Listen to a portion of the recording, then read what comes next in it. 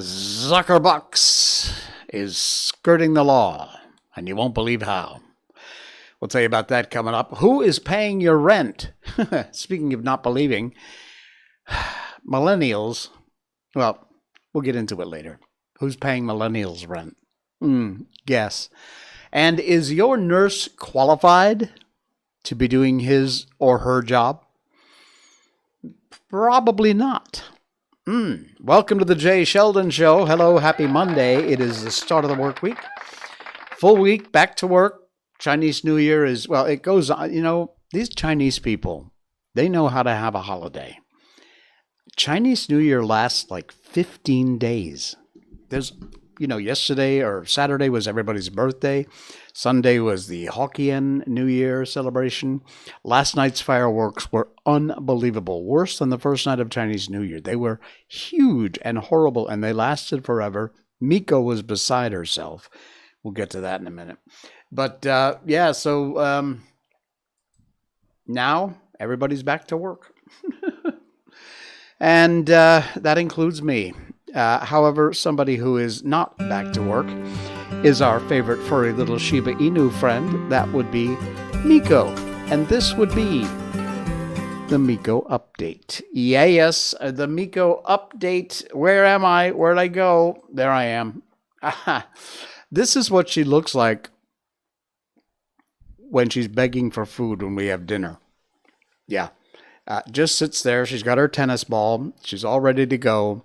And she's waiting for either us to feed her something from our plates or for something to drop, in which case it barely hits the floor before she's on it. She's got food there. You can see she's got her food here in the dish. I think that's the box the Chinese New Year decorations get stored in, because we're about to put them away. And that's her waiting there for food to drop when she has a full bowl of food sitting right there. Doesn't want it, wants people food. She's doing great otherwise. She's a little nervous tonight because last night's fireworks were so bad. She was beside herself just the whole night long. I think now she thinks they're going to happen again. I don't expect there's going to be much, if anything, but she thinks so. So she's a little nervous. She was hanging out in the studio. She's still hanging out just outside the door. So our Miko update brought to you by the good folks at Barkbox.com. That is a monthly subscription service for your dog and for you. You get 2 toys, 2 bags of treats, and a dog chew. They're themed every month, a new theme. It'll get delivered right to your door. And if you use our special link, barkbox.com/Miko, it's in our show notes down below, you'll get a free month when you sign up for a multi-month subscription. However, we've got another special deal for you. If you want, instead of this 1 free month, you'll see in there's another link where you can get a free dog bed. And they are beautiful. You get 3 different choices of fabrics. Comfy, soft. Your dog will love it. You can size it small, medium, large. And it'll be free when you sign up for a multi-month subscription with barkbox.com/Miko. And check them out. Look, even if you're not that interested, go over to barkbox.com/Miko. And check out the site, because it's cool. They do some really cool things there.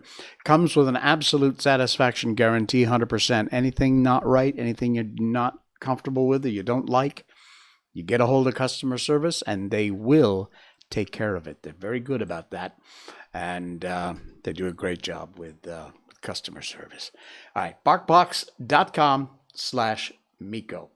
We have a lot going on tonight. We really do. And coming up, also, of course, we will get to our book at the end of the show, the last half of the show tonight. We're reading White Fang from Jack London. This appeared in the Daily Signal. Oh, man. By the way, to our Rumble viewers, you may see a tremendous amount of lag. There's always lag on Rumble. I don't know why, it just happens. But Rumble has been sadly the victim of a huge amount of DDoS attacks in the last few days. It's messing up the site. They've recovered. They've put the right things in place, hopefully to ward off these stupid, ridiculous, because we have a place where you can say what's on your mind. We have absolute free speech. Conservatives have a voice, in addition to liberals. Both, you're all welcome on Rumble. Sign up, make your own channel, do your own show. Why not? Nothing's stopping you, and it's free. So anyway, they have been the subject of these DDoS attacks, and so consequently, servers are having a tough time keeping up, and the show may be a bit laggy tonight. I actually had trouble getting it set up to go live tonight. Had to do that a few times before it actually started working. So the Daily Signal is the name of the site. That is the link in our show notes under In Today's Show. An alliance of big tech, dark money groups partners with counties in a state that bans Zuckerbucks in elections. Yeah. The group that distributed most of Facebook founder Mark Zuckerberg's controversial election grants back in 2020 has designated at least 2 Utah counties as part of a new effort, despite a state ban. The state bans private money from funding election operations, and yet these Zuckerbucks folks are looking at 2 Utah counties to focus on. The 2 local jurisdictions are Cache County, population of 137,000, and Weber County, 267,000 people. The U.S. Alliance for Education Excellence, a group launched by the Center for Tech and Civic Life and other left-leaning organizations, designated Utah counties as included in their plans for the 2024 election. Utah does not allow private money funding election operations. They're skirting around the law. In 2022, the Utah legislature passed, Governor Cox signed into law SB 219, and it simply says the bill prohibits an election officer from soliciting, accepting, or using funds donated for an election by a person other than a government entity. For example, Zuckerbucks. They're leading the Election Alliance's effort, partner organizations funded by left-wing dark money groups, Arabella Advisors, and the Democracy Fund. Yeah, right. The Daily Signal reported an alliance previously announced the participation of 10 other jurisdictions, which each got known grants ranging from $500,000 to $3 million USD. The Utah law would likely prohibit any election-related grants. One of the officials there from Cache County said, I would expect that would exclude us from that, and we're not searching for any grants. This is just a networking opportunity to connect with other election officials about the best way to secure elections. Read this article, check it out. Zuckerberg and his bullcrap are just doing everything they can, in spite of the fact the law says they can't,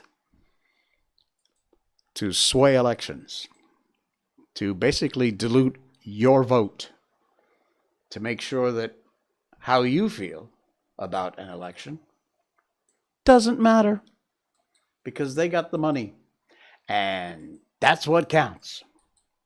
You know, Kari Lake is still going at it in Arizona. I love this woman, because this illegitimate governor who's sitting in the seat right now really needs to go. And Kari Lake needs to, they need to redo at least the Maricopa County election. It is insane, the kind of crap that's been going on there. She's still fighting the fight, and she promises she will take it all the way to the Supreme Court. Good on you, Kari Lake. more power to you. I could not support you more. All right, Blaze Media, theblaze.com is our next story. And maybe you will believe this. With my audience, maybe I think you will believe it. A poll has found almost a quarter of millennials get their rent paid by their parents. Millennials. These are not kids. These are not teenagers. Others get groceries and utilities paid. Unbelievable. A poll measured how many millennials are getting their bills paid by their parents. The ones that aren't living in mommy's basement already. They found that nearly 1/4, 25%, got help paying the rent.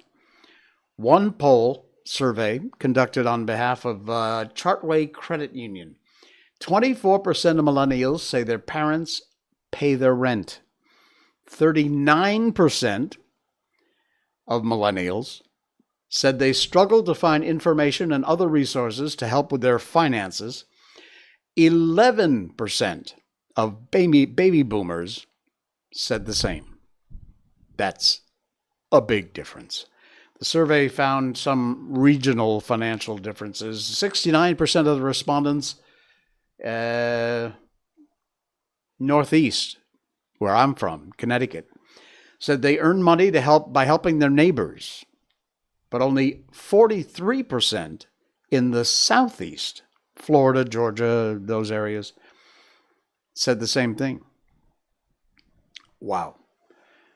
They said the poll shows that adults need more financial education. No, you need to get your ass up and go out and get a job so you can afford the rent and the electric bill. 85% of the respondents see themselves as financially responsible when it comes to things like credit scores, savings. Ironically, 50%, half of them, struggle with unnecessary spending or unbudgeted expenses. And 40% struggle to remember to pay bills on time. 40% can't remember to pay the bills on time? Now, it's one thing if you don't have the money, but you just can't remember? What the hell's the matter with you? Millennials, that's what's the matter with you. You've been coddled. You've been given participation trophies. You've never had to work for or fight for nearly anything in your life. Everything's been handed to you on a platter. And so you expect that's just going to keep going. Here's another one from Blaze Media. This is insane. I have stayed in hospital a few times. I had a hernia operation. That was my last hospital trip. I wound up in hospital several years ago, 10 or 12 years ago, with all kinds of horrible things. They actually thought I was going to literally die. Strangely enough, apparently I didn't. I'm still here causing trouble, but it was pretty close for a while. I will never forget that time. It was humbling, to say the least. Anyway, the nurses were amazing. They were absolutely incredible. The nurses and doctors were all absolutely top-notch. Well, that might not be the case so much anymore. Get a load of this headline. 7,600 fake diplomas were purchased by aspiring nurses. They bought their diplomas. They didn't study. They didn't learn anything. They simply paid the bucks and got the diploma. And multiple schools apparently are involved in this employment shortcut scheme. That, according to the Department of Justice. Dang. Potentially thousands of practicing nurses currently employed with fake diplomas. According to the Department of Justice, on Wednesday, just last Wednesday, the agency announced charges against more than 24 individuals alleged to have been involved in an illegal licensing scheme that issued aspiring nurses with unearned diplomas from 3 accredited nursing schools in Florida. Wow. According to the U.S. Attorney for the Southern District of Florida, Mackenzie LaPointe, not only is this a public safety concern, it also tarnishes the reputation of nurses who actually completed the demanding clinical and coursework required to get their professional licenses and employment. True that. These people bust their butts studying, learning to get their diplomas and degrees, and somebody else just paid some money and they got theirs. A fraud scheme like this erodes public trust in our healthcare system. Boy, does it ever. It's an alleged wire fraud scheme which occurred between 2016 and 2021. 5 years of this crap going on. 3 South Florida schools, including Siena College, Palm Beach School of Nursing, and the Sacred Heart Institute, International Institute. Those schools are now closed. Good. They accused the charged individuals of selling fake diplomas for $15,000 each. Then again, at the cost of an education, that's pretty cheap. 15 grand. An employment shortcut for aspiring nurses. Each defendant now faces up to 20 years in jail. Ouch. Ouch. No, seriously. You know, nurses do a great deal of the work that doctors don't. Honestly, they take more care of you than the doctors do. The doctors come in once a day for rounds and off they go. The nurses are there 24/7. And the fact that a lot of them may well not be qualified, may have bought their degrees. That's scary toast. All right. We got more scary toast for you. Digital IDs. I know. I hear from you. You're tired of hearing about digital IDs. Well, I'm not, because they are a danger. They are a rabbit hole that we should never go down. They're going to happen. They're going to happen no matter what you or I do about it, no matter how much we bitch and protest. They're going to happen. You are going to get forced to use a digital ID. You should fight against it in every and any way you can. But they're going to convince you that it's convenient. It's for your safety. It'll make your life so much easier. And in New York, where digital IDs are just moments from happening, they've hired someone to convince you. Check this out. It's from the reclaimthenet.org. They're hiring a chief customer experience officer to oversee their digital ID plans for access to services and more. New York State authorities plan to digitize access to various services and benefits and streamline it, launching a single digital ID. Here we go. Oh my God. The authorities are trying to sell this to the citizens under the label of improving customer experience and alleviating customer frustration.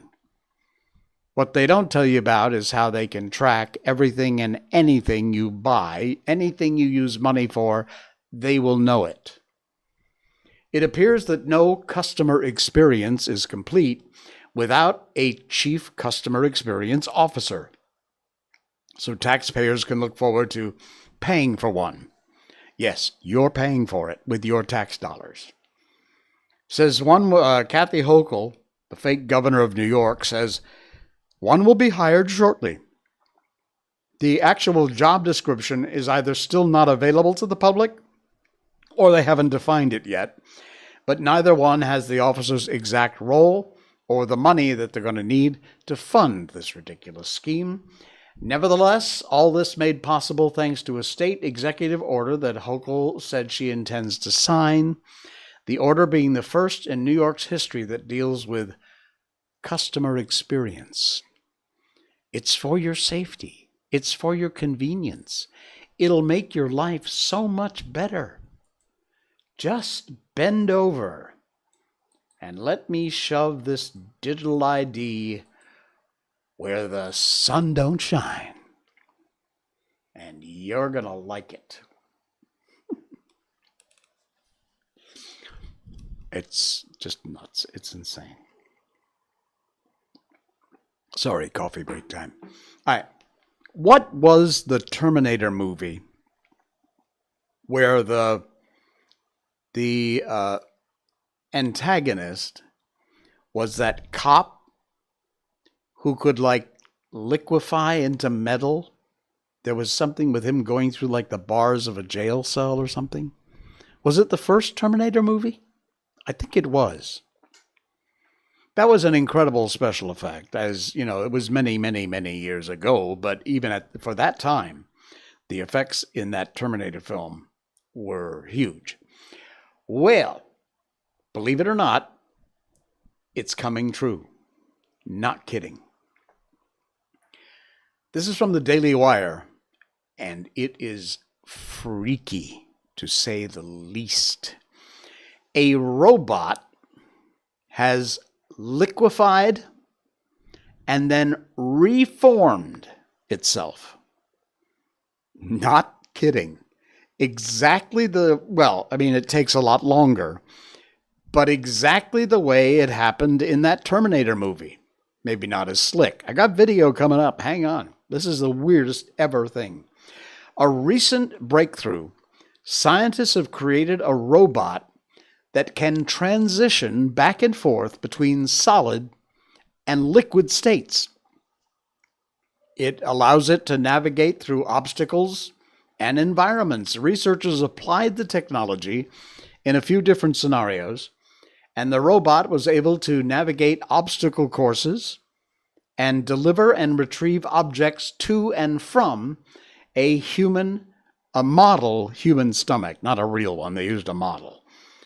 They even constructed a version of the robot that looks like a Lego minifigure, which was able to escape a cage by, I'm not kidding, wait till you see this video, by liquefying, sliding through the bars, and then restoring itself to its original form. This is absolutely the freaky. Take a look at this. This is a video. There's no sound. They've got you see the little Lego looking figure? This is made out of that special metal. And watch what happens. There's a bit of time lapse that goes on here. But you see it? Now it's starting to melt. And it is literally liquefying and pouring through the bars of this little mini fake jail cell. There it goes. This is time lapse, you'll see. It took a while. But the thing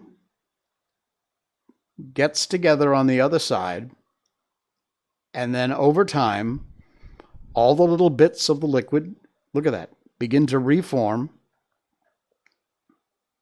and there, back into its original shape. How freaky is that? Unbelievable. That's not a fake video. That's a scientific video from the research people that put that thing together. That is insane. If you're listening on the podcast, can't encourage you enough. The link is in our show notes. Go check out this article from the Daily Wire and look at the video yourself. It is absolutely incredible. This is the latest technology. A metal that can liquefy itself, go through places it couldn't otherwise, and then reform into its original shape. This is insane. Absolutely unbelievable. Wow. This is crazy. All right. We're going to move on over to our to our book tonight. I'm floored by that story, by the way. That is just, if you can't tell, I'm just, when I saw that earlier today, it was like, you have to be kidding. This cannot be real. But I researched it. It's 100% real. That's actually happened. Can you imagine what the next step will be with this thing? Let's hope it's for some good and not bad. But wow, that's insane. All right, let's get on to our book. We're a little early, but that's fine. We read books on this show if you didn't know that already. We've done The Wizard of Oz, Peter Pan, The Little Prince. We've done so many amazing books. And right now we've been reading White Fang. It was originally written by Jack London back in 1906. It is one of the all-time classics. It's right up there with Treasure Island and all those great books. And this one, a rather interesting take. Not the usual sort of book. It's written from the viewpoint of the animals, how animals view their world. It's very in your face sometimes because the life of the animal kingdom is in your face. White Fang examines the very violent world of wild animals and the equally violent world of humans. This is a writing from the book. Also explores the topics of morality and redemption. And it's also a really cool story. Now, we've been talking about the little gray cub because that's what this second section is, a lot of it is about. And we're up to chapter 5 in part 2 of White Fang. And it's called The Law of the Meat. The cub's development was rapid. He rested for 2 days, then ventured forth from the cave again. It was on this adventure that he found the young weasel, whose mother he'd helped eat. And he saw to it that the young weasel went the way of his mother. But on this trip, he didn't get lost. When he grew tired, he found his way back to the cave and slept. And every day thereafter found him out ranging in a wider area. He began to get accurate measurements of his strength and his weakness, and to know when to be bold and when to be cautious. He found it expedient to be cautious all the time, except for the rare moments when, assured of his own intrepidity, he abandoned himself to petty rages and lust. He was always a little demon of fur when he chanced upon a stray ptarmigan. Never did he fail to respond savagely to the chatter of the squirrel he'd first met on the blasted pine, while the sight of a moose bird almost invariably put him into the wildest of rages, for he never forgot the peck on his nose he'd received from the first of that ilk he'd encountered. But there were times when even the moose bird failed to affect him, and those were times when he felt himself to be in danger from some other prowling meat hunter. He never forgot the hawk, and its moving shadow always sent him crouching into the nearest thicket. He no longer sprawled and straddled, and already he was developing the gait of his mother, slinking and furtive, apparently without exertion, yet sliding along with a swiftness that was as deceptive as it was imperceptible. In the matter of meat, his luck had always been in the beginning. The 7 ptarmigan chicks and the baby weasel represented the sum of his killings. His desire to kill strengthened with the days, and he cherished hungry ambitions for the squirrel that chattered so volubly and always informed all wild creatures that the wolf cub was approaching. But as the birds flew in the air, squirrels could climb trees, and the cub could only try to crawl unobserved upon the squirrel when it was on the ground. Well, the cub entertained a great respect for his mother. She could get meat, never failed to bring him his share. And further, she was unafraid of things. It didn't occur to him that this fearlessness was founded upon experience and knowledge. Its effect on him was that of an impression of power. His mother represented power, and as he grew older, he felt this power in the sharper admonishments of her paw, while the reproving nudge of her nose gave place to the slash of her fangs. For this, likewise, he respected his mother. She compelled obedience from him, and the older he grew, the shorter grew her temper. Famine came again, and the cub with clearer conscience knew once more the bite of hunger. The she-wolf ran herself thin in the quest for meat. She rarely slept any more in the cave, spending most of her time on the meat trail, and spending it vainly. This famine was not a long one, but it was severe while it lasted.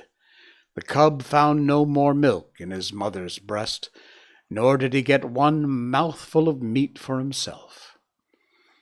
Before, he'd hunted in play for the sheer joyousness of it, and now he hunted in deadly earnestness, found nothing. Yet the failure of it accelerated his development. He studied the habits of the squirrel with greater carelessness. He strove with greater craft to steal upon it, surprise it. He studied the wood mice and tried to dig them out of their burrows. Then he learned much about the ways of moose birds and woodpeckers. There came a day when the hawk's shadow did not drive him crouching into the bushes. He'd grown stronger and wiser and more confident. Also, he was desperate. So he sat on his haunches, conspicuously in an open space, and challenged the hawk down out of the sky. For he knew that there, floating in the blue above him, was meat, and meat his stomach yearned after so incessantly. But the hawk refused to come down, and gave battle. The cub crawled away into a thicket, and whimpered his disappointment and his hunger. The famine broke. The she-wolf brought home meat. It was strange meat, different from any she'd ever brought before. It was a lynx kitten, partly grown, like the cub, but not so large. And it was all for him. His mother had satisfied her hunger elsewhere, though he didn't know that it was the rest of the lynx litter that had gone to satisfy her. Nor did he know the desperateness of her deed. He knew only that the velvet-furred kitten was meat, and he ate and waxed happier with every mouthful. A full stomach conduces to inaction, and the cub lay in the cave, sleeping against his mother's side. He was aroused by her snarling. Never had he heard her snarl so terribly. Possibly in her whole life it was the most terrible snarl she ever gave. There was reason for it, and none knew it better than she. A lynx's lair is not despoiled with impunity. In the full glare of the afternoon light, crouching in the entrance of the cave, the cub saw the lynx mother. The hair rippled up along the back at his sight. Here was fear, and it did not require his instinct to tell him of it. And if sight alone were not sufficient, the cry of rage the intruder gave, beginning with a snarl and rushing abruptly upward into a hoarse scream, was convincing enough in itself. The cub felt the prod of the life that was in him, and stood up and snarled valiantly by his mother's side. But she thrust him ignominiously away and behind her. Because of the low-roofed entrance, the lynx could not leap in, and when she made a crawling rush of it, the she-wolf sprang upon her and pinned her down. The cub saw very little of the battle. There was a tremendous snarling and spitting and screeching. The two animals thrashed about, the lynx ripping and tearing with her claws and using her teeth as well, and while the she-wolf used her teeth alone. Once the cub sprang in and sank his teeth into the hind leg of the lynx. He clung on, growling savagely. Though he didn't know it by the weight of his body, he clogged the action of the leg and thereby saved his mother much damage. A change in the battle crushed him under both of their bodies and wrenched loose his hold.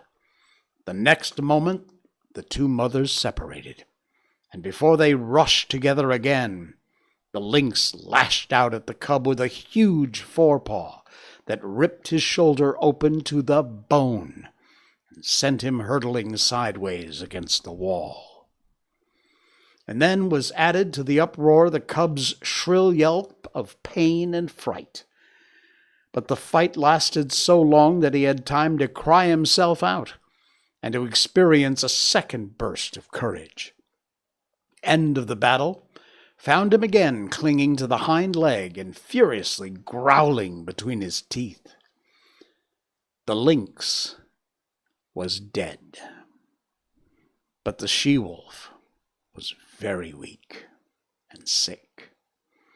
At first she caressed the cub, licked his wounded shoulder, but the blood she had lost had taken with her her strength, and for all of a day and a night she lay by her dead foe's side, without movement, scarcely breathing.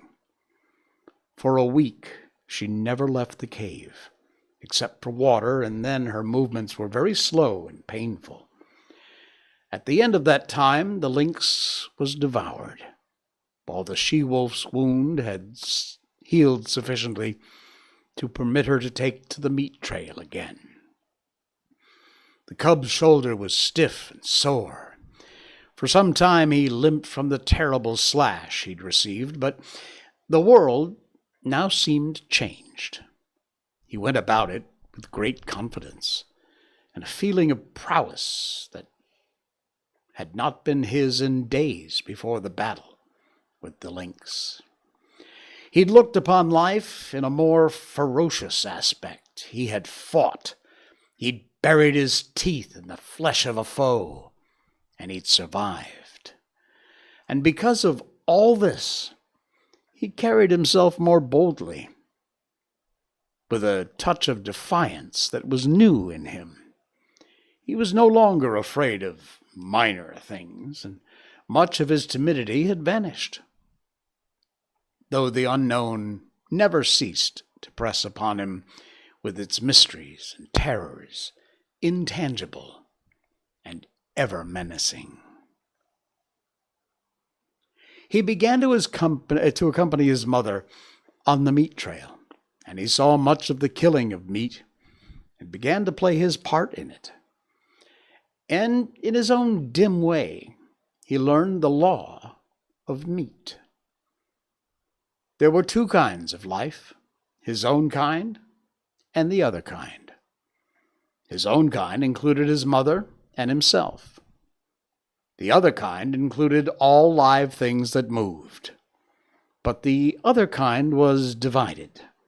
One portion was what his own kind killed and ate. This portion was composed of the non-killers, the small killers. The other portion killed and ate his own kind, or was killed and eaten by his own kind. And out of this classification arose the law. The aim of life was meat. Life itself was meat. Life lived on life. There were the eaters and the eaten. The law was eat or be eaten. He did not formulate law in clear, set terms and moralize about it. He didn't even think about the law. He merely lived the law without thinking about it at all. And we will continue with White Fang coming up in our next stream, which is on Wednesday night. Yeah. All right. Hope you're enjoying that. It's a great book. And we'll continue that on Wednesday. Cool beans. All right. That's going to do it for us tonight. Thank you so much for popping by. Please, if I could just take a moment to ask you to go right over there, especially if you're on Rumble. We're now on the Jay Sheldon Show channel, not on the Jay Sheldon account. So I need all folks who have followed me on the Jay Sheldon channel to move over to the Jay Sheldon Show channel. Just takes a second, click on the Jay Sheldon Show, and then right over there you'll see the follow button. Just give it a click. It's free, and it really helps the show out a lot. So I don't do a lot of begging, but I got to beg for a moment because I get hundreds of views on this channel, but not so many people have followed us yet. So I really, really need you to do that. It's right over here. That little button that says follow, just give it a click. You're good to go. Thank you. Thank you from the bottom of this old wrinkled heart. Alrighty. I will see you again on Wednesday. Have a great rest of your week. This is the Jay Sheldon Show. Good night.